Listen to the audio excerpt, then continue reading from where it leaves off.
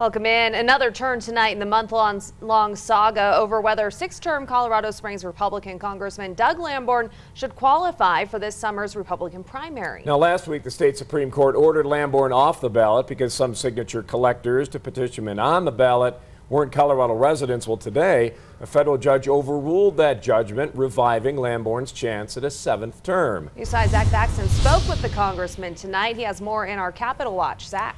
Hey guys, this may not be over yet. The group that sued to get Lamborn off next month's ballot is already appealing today's ruling and asking the Secretary of State not to certify the primary ballot until that appeal is heard and ruled upon. But for now, Lamborn feels vindicated for both himself and his supporters.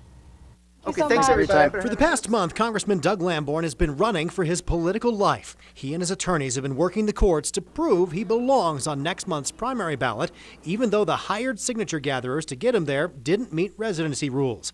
Speaking outside a forum on veterans health care, Lamborn asserted his position. I did everything properly, and maybe some of the people who were hired by the people I hired didn't follow through, although even they tell me, and I have double checked, they checked all of the voter registrations. A federal court judge Tuesday ruled the residency requirement unconstitutional, ordering the Secretary of State to restore more than 300 signatures that had been invalidated by lower courts' rulings and putting Lamborn back over the minimum threshold to qualify for June's primary. It was going to throw their signatures out to the curb, and that's not good. But opponents say it's not over yet, already having filed an appeal on grounds that the non-resident circulators committed fraud.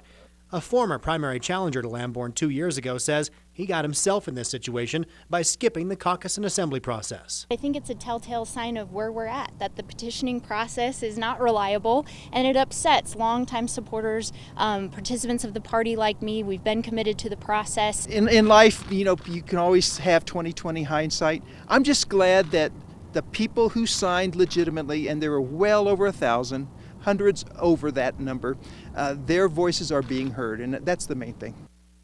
A spokesperson for Secretary of State Wayne Williams, who was technically the defendant in this case, says they'll evaluate their case, but for now they're focused on getting ballots certified, printed, and sent to military and overseas voters by May 12th. We'll continue tracking the appeals process and update you every step of the way.